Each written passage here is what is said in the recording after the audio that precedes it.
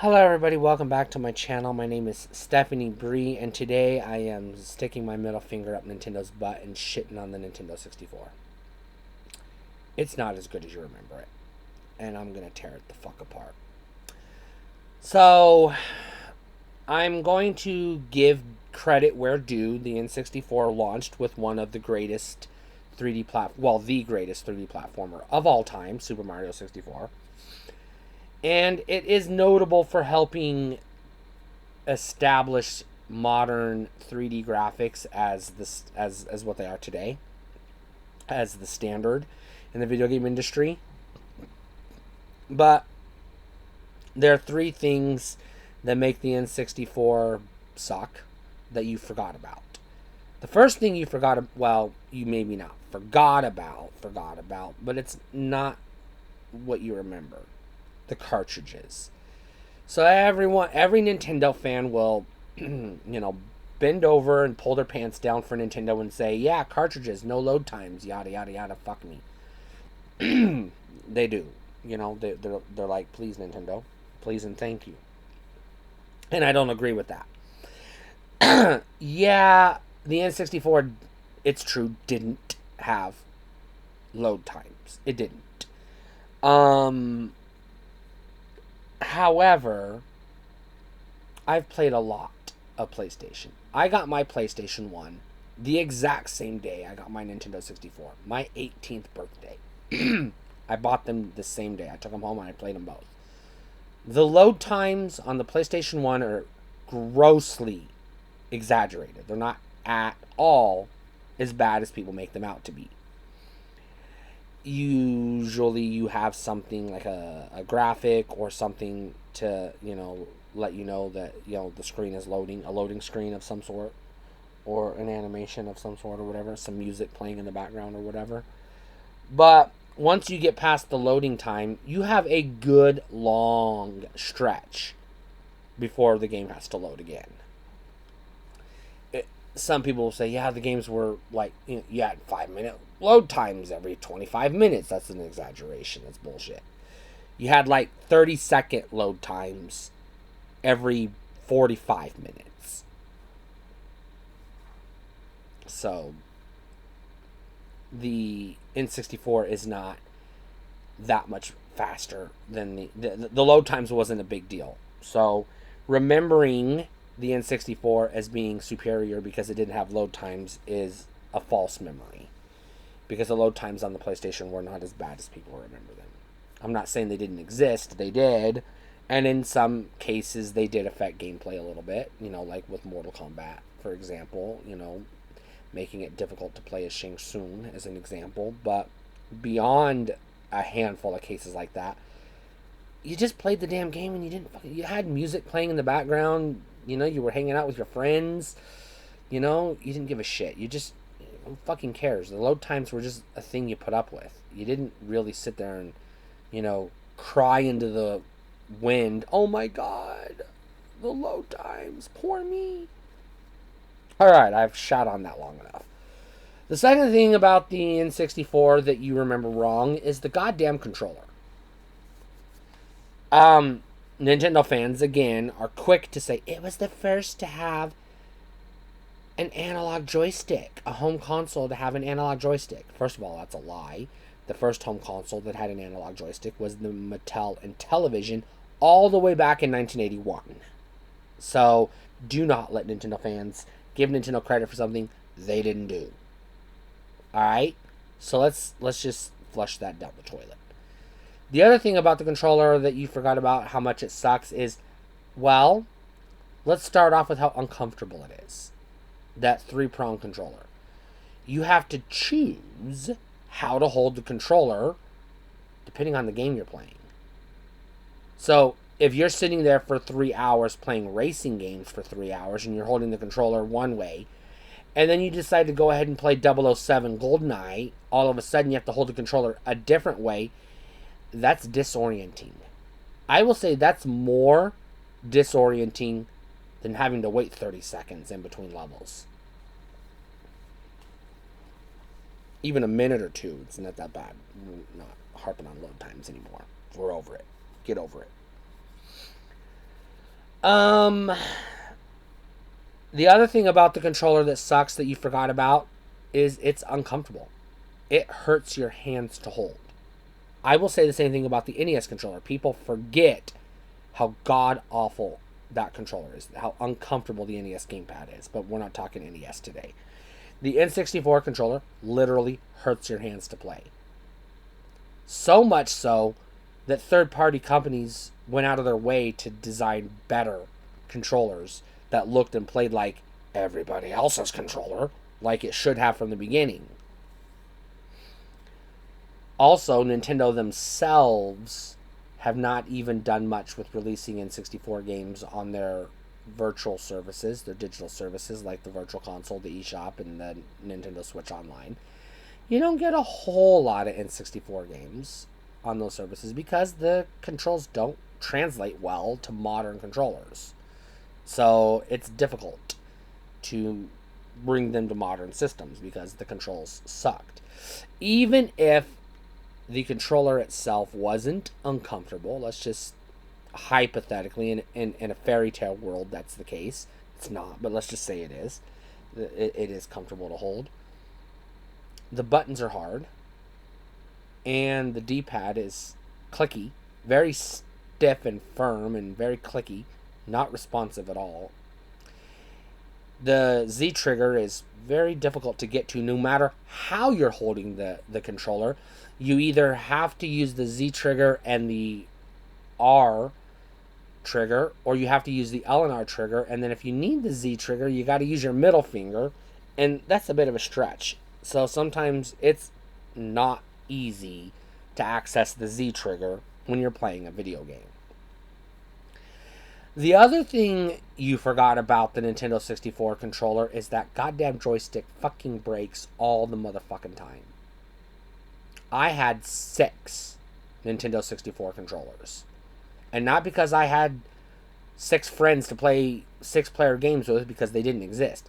I had 6 controllers on the N64 because 5 of them were broken because they kept fucking breaking. They're flimsy motherfuckers.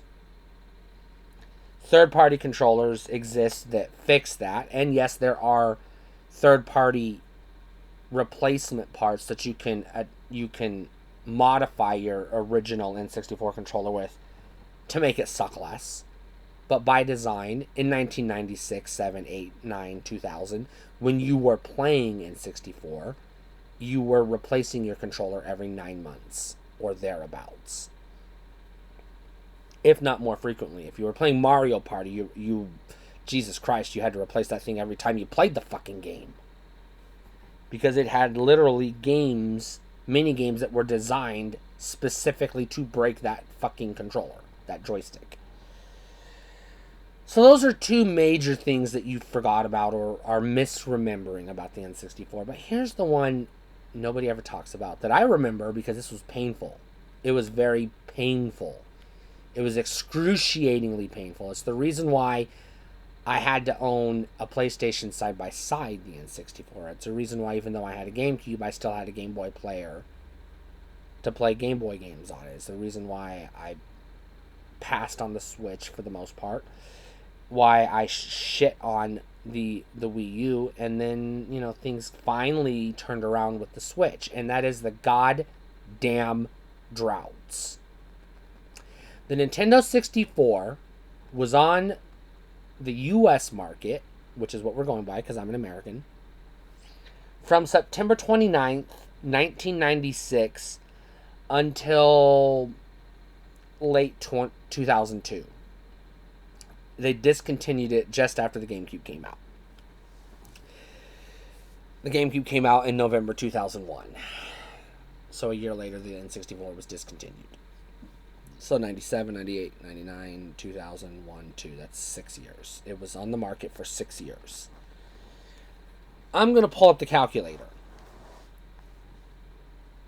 In 6 years, in the US market, not counting rental exclusives or director's cuts or special editions, just like main titles, there were 297 titles for the N64.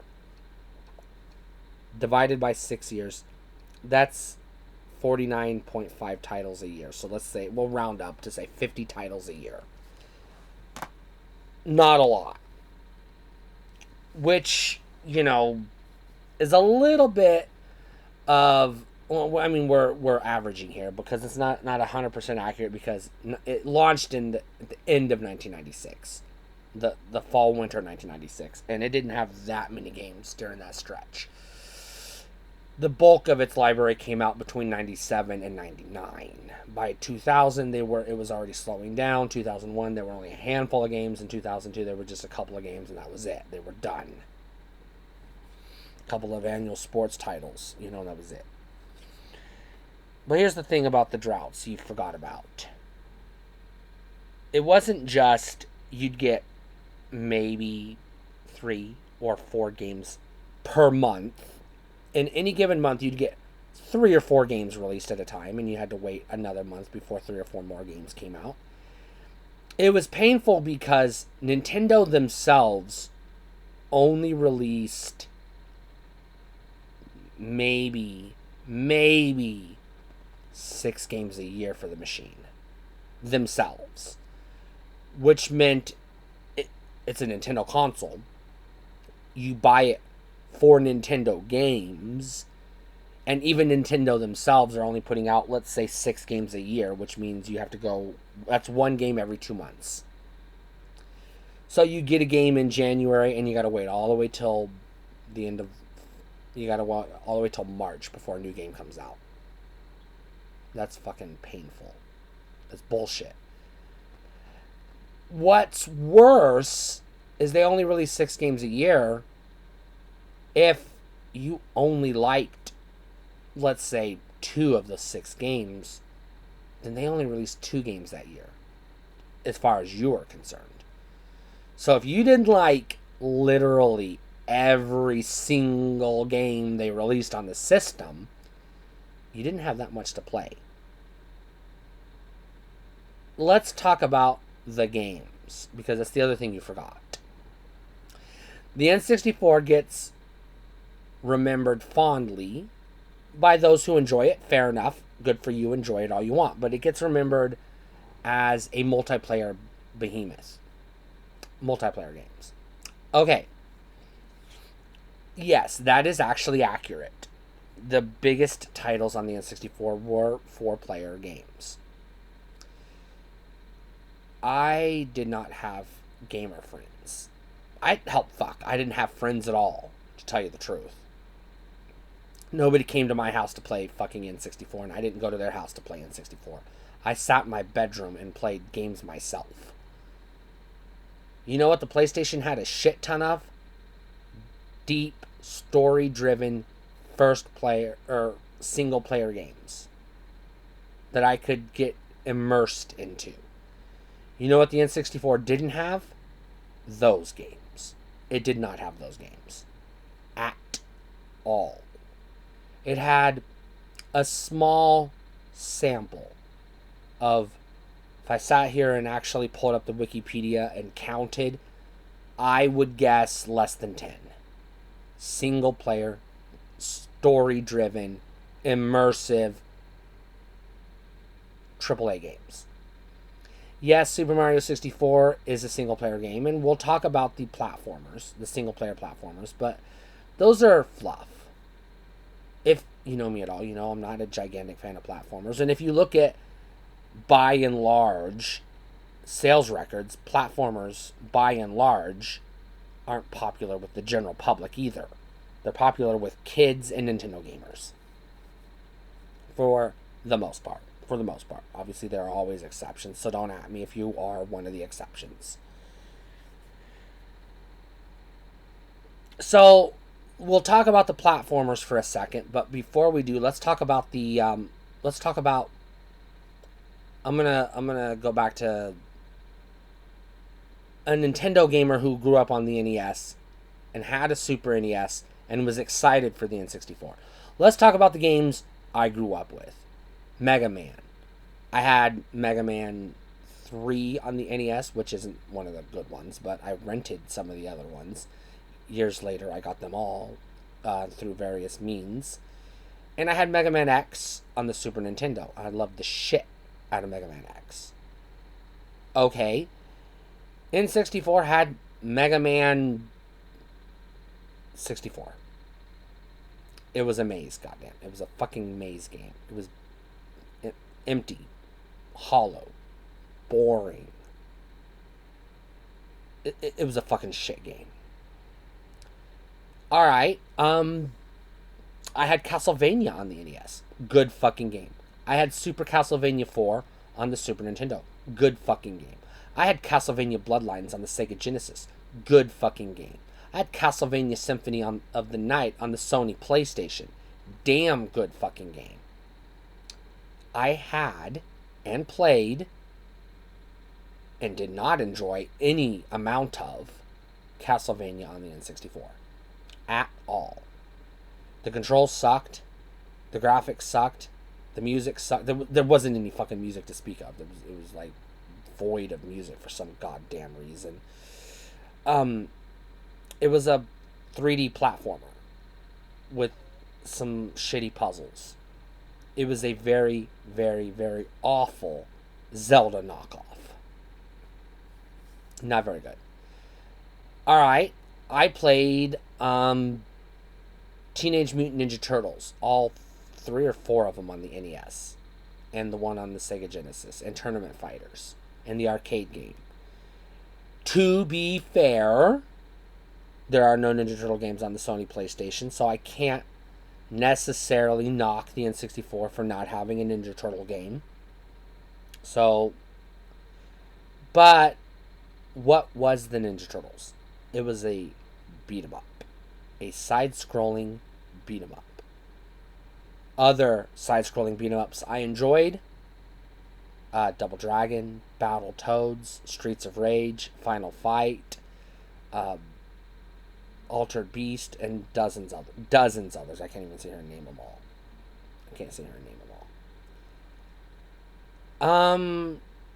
They didn't exist on the N64. There were 0 side-scrolling beat-em-ups on the N64. So as somebody who likes side-scrolling beat-em-ups, I'm waiting for a game to play. That's a game I would play if somebody made it, and it never got made. I also like 2D fighting games. I like Street Fighter. I like World Heroes. I like Art of Fighting. I like King of Fighters. I like Samurai Showdown. I like Mortal Kombat, etc. You had one 2D fighting game on the Nintendo 64. One. Out of 297 games across 6 years, they gave me one 2D fighting game. Mortal Kombat Trilogy. I had Mortal Kombat Trilogy on the N64 because I bought it because, I was a fan of Mortal Kombat, and I expected it would be a good game. Just like the Mega Man game I bought and promptly traded back as soon as I could, and the Castlevania game I promptly traded back as soon as I could, I did not keep Mortal Kombat Trilogy on the N64. I also had it on Sony PlayStation because, it was the better version, and it didn't take me long to figure out it was the better version. So, yeah, one of my favorite genres of all time doesn't even exist on the console. Okay, I also like shoot-em-ups, side-scrolling shooters, vertical scrolling and horizontal scrolling. I like shoot-em-ups, arcade shooters. On the NES, I had Xerxes, I had 1942. I can't remember all of the ones I had. I had a few. I had a bunch on the Super Nintendo. UN Squadron and Aero Fighters and a few others, and I had a ton of them on Sega Genesis. Most notably would be like Biohazard Battle and Insector X. Those are the 2 notable ones. I had a bunch of others, but I don't remember all of them. Lightning Force, I think, and also World Heroes. Not World Heroes. Forgotten Worlds. Sorry, I mixed that up. So there were a lot of those games on the Super Nintendo. There were a lot. A lot of those games on the Sony PlayStation. There were none. Not one on the Nintendo 64. Not even one. No, no, not even Gradius, not even R-Type, not even Raiden. The big ones. Nothing. Nothing. The closest thing you had was Star Fox 64, which is a 3D kind of shooter. And you had a couple other games that were 3D shooters as well that were like, eh. But you didn't have any side-scrolling arcade-style shoot-em-ups. Zero. Zilch. None. None. Okay. I've talked about RPG gaming in the past. I did play some role-playing games in my day. I didn't enjoy most of them, but I played them as they came out. I sampled because I was into Dungeons and Dragons, so I did try them as they came out. I enjoyed some, but not as many as most. My favorite one was Final Fantasy VII. I've already talked about that at length. Some good ones, right? If you had an NES, you probably had, and you liked RPGs, you probably had Dragon Warrior or Final Fantasy, or maybe you had Wizardry or Ultima. Maybe you had Pool of Radiance. There were others. If you had a Super Nintendo, maybe you had ActRaiser or Chrono Trigger or Final Fantasy 3, etc., etc., etc. Breath of Fire, whatever. Then we get to the N64 and you got Zilch. You kinda sorta have an almost RPG in Quest 64. And you kinda sorta have a action adventure game with some RPG like elements in Goemon. But neither of those games are going to satisfy your itch. Neither of them. Horror games. Okay. There were a couple that were notable. There was what was it called? Nightmare Creatures, and then there was that one that George Romero did. And I don't even remember what it was called. And you know why I don't remember what it was called? Because it sucked. And Nightmare Creatures sucked. And then the only other one you got of note, Resident Evil 2, which was okay. It's an okay port. Of course, you could just get the PlayStation and you get Resident Evil 1, Resident Evil 2, Resident Evil Director's Cut, Resident Evil 3 Nemesis. And then if you want to keep going, you buy other consoles. But, you can get your Resident Evil fix on the PlayStation. Whereas on the N64, you're not going to get your Resident Evil fix, you're just going to get a taste of Resident Evil that's going to make you thirsty for more. Okay, big, epic action adventure games. Tomb Raider, Metal Gear Solid, games like that. All over the PlayStation. All over the PlayStation. Nothing. Nothing on the N64. Nothing. You had an Indiana Jones game. You had a couple of Star Wars games. One of them was 3D. I'll just call it a 3D game. It didn't really have a genre. It was just a 3D game. And then the rest were either first-person shooters or simulators of some sort. Flight simulators or racing simulators. And that's it. Well, we're going to put that aside for a second. Nothing of note. Literally fucking nothing of note. Nothing of note. If you're sitting here like, alright, I'm waiting for a game to come out, and it's not coming out, and then a game comes out, you want to get excited. You bought the goddamn thing. You want to get excited. You're like me. You're a single player gamer. We're not gonna. So you go into Target, Kmart, Walmart, Sears, wherever, Toys R Us, wherever you buy video games, and you're looking at the shelf. You already have Super Mario 64. You beat it. You're done. You're done with it. You're looking at the shelf and you see Cruis'n USA. It's a single player game, but it's like you're gonna get bored after half an hour. It's a fucking racing game. And you're like, okay, Beetle Adventure Racing. It's a fucking racing game with VW Beetles. Give me a fucking break. You go down the list and you realize of the 12 games that came out this year, 7 of them were racing games. All right.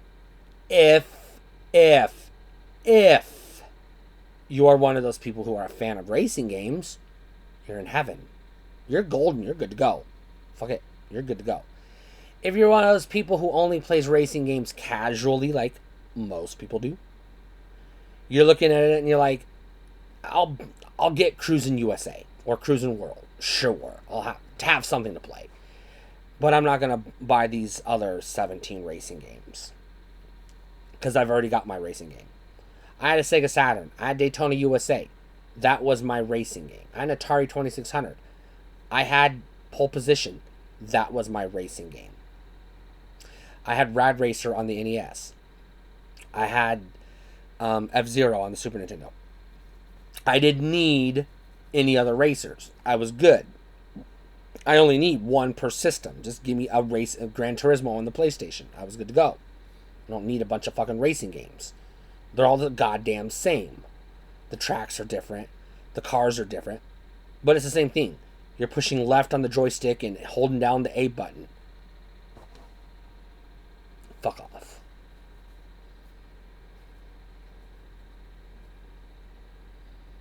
Alright.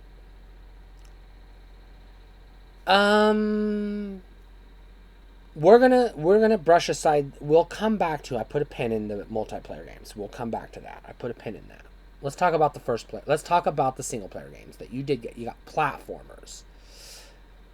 You bought Mario 64. It was fun. So you're thinking, this was fun. Maybe I'd like to try something else. On my Sega Genesis, I've got a ton of platformers. Right? I've got Sonic. I've got Toe Jam and Earl Panic on Funkatron.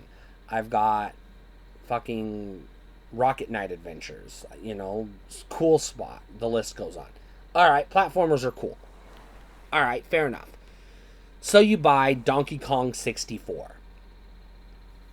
And if your experience is like mine, you didn't get very far in that goddamn game. I couldn't get past the fucking tutorial.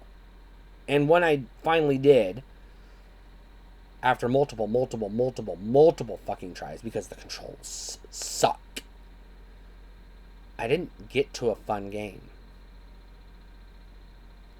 I rented, because I was not paying $60 for this piece of shit, Banjo-Kazooie. And it was Donkey Kong 64 with a different skin. I didn't like Donkey Kong 64. Why would I play it again with a different skin? And then there was Conker's Bad Fur Day, which is like a late release, by the way. So by the time it came out, you were already done with the 64. You had either suffered through the droughts and given up and were dying for the GameCube, or you jumped ship and went to PlayStation or Dreamcast. You either... those were what you did. I jumped ship. I didn't stick with the 64. I got rid of the fucking thing and traded it in and replaced it with more PlayStation games. And had fun. Actually had fun. I did get a GameCube, and we'll talk about that. That's another video for another day. Because I don't want to just shit on Nintendo all day long. I love the GameCube. I want to throw that out there. The GameCube is my favorite game console of all time. So I do want to put that out there. It's not like Nintendo just flat out sucks. They don't. They're actually a pretty good company. I want to put that out there. But I'm being realistic. I'm a Sega gamer who owned Nintendo consoles because that was my secondary console. I had a PlayStation and I had a Nintendo. And I'm looking at the Nintendo 64, and of all Nintendo's consoles, it's the one with the least interesting library. If you do not like multiplayer games like I do, because you're a loner, you sit at home by yourself, so there's no reason to have a... I'm not going to buy Mario Party and play it by myself because that game cheats if you play it single player, so why would I buy Mario Party? I have no reason to buy Mario Party, so that game is not in my N64 library. So if you remove the multiplayer games, and you remove the racing games, and I'm going to go ahead and remove the sports games, and I'm going to go ahead and remove the wrestling games. Out of those 297 games that were released, you don't have a lot left to choose from. Maybe 40, 50 games to choose from. Maybe. A couple. 4, maybe 5 first-person shooters. Doom was good. Quake was okay. Was it Heretic or Hexen? I can't remember. I think it was Hexen. Not great. Duke Nukem, no. Perfect Dark is okay. Perfect Dark's a passable game. It's not rubbish, but it's a passable game. GoldenEye 007, that's a garbage game. People, that's the other thing you remember wrong. You remember liking 007 because you had fun with your friends. It wasn't a good game. You just remember having fun with your friends. You don't remember the game being fun. You just remember having fun with your friends. And that's the problem with GoldenEye 007. It's not a fun game. And people who play it today are always bitching about how why isn't it fun anymore? Why can't they make it fun again? They can't because it was never fun to begin with. You have a few first-person shooters, and you got some good sci-fi games on the N64. Hardly any horror. If you're like me, I like horror games. There's no Silent Hill. There's no Alone in the Dark. You got a Castlevania, but it sucks, so we don't count it. You might as well not have any Castlevanias.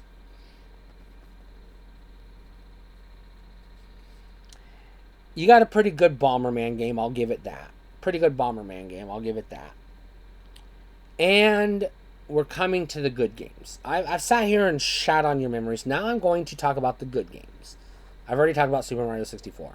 Greatest Mario game of all time. Greatest 3D platformer of all time. A+ game. It's in my top 50 games of all greatest video games of all time. It is. Pretty high on the list too, by the way. So yeah, good goddamn game. Then you have Ocarina of Time. Ocarina of Time is a pretty good game. I'll give it that. Majora's Mask can suck my girl dick. And I don't give a shit. I'll give you Star Fox 64.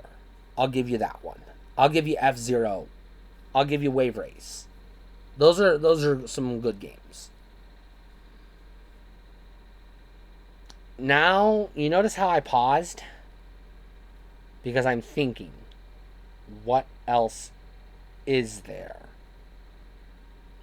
If you only need one racing game, F-Zero is it. If you need 2 racing games, you probably got Mario Kart.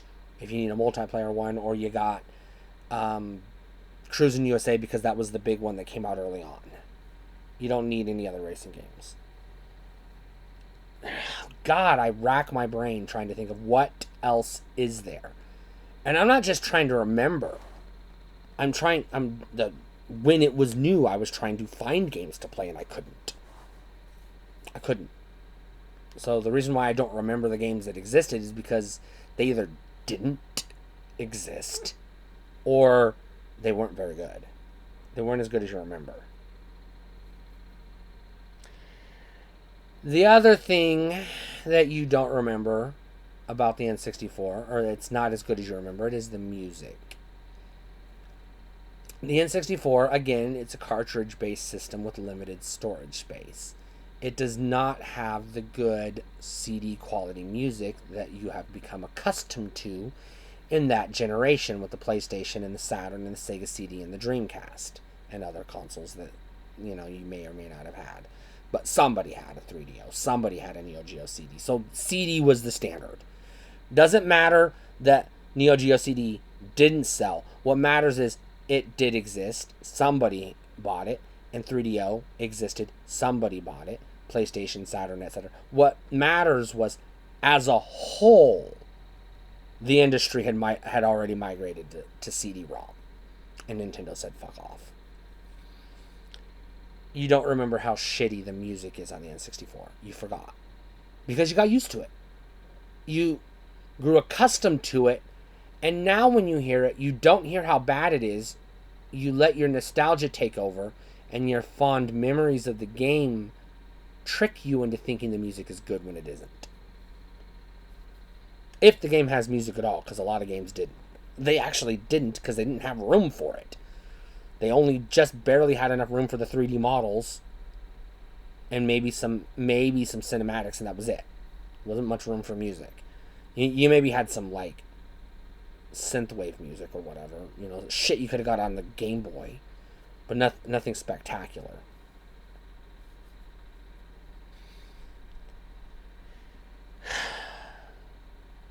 If you had friends, if you had 4 controllers, which were expensive, they were $30 a piece. So if you had $300 for the console, no, $200 for the console, $200 for the console, $50 for Super Mario 64, $50 for Mario Party, and $120 for, $90 for extra controllers, and another $30 for a memory card, you may have had fun with your N64 playing with your friends. If you played it as a multiplayer console, yeah, you had fun. And your friends had fun. Because it was a multiplayer console. And this is where people forget. The gamers who didn't have friends do not remember the N64 fondly, because they weren't playing Mario Party by themselves. They weren't playing Mario Kart by themselves. They weren't playing Bomberman 64 by themselves. They didn't have friends to play with. They didn't have the extra controllers, even if they did have friends. And so they were stuck with single-player games that, by and large, either sucked or didn't exist. Fuck the Nintendo 64. You remember it wrong. Because if you remember it fondly, you're remembering it wrong.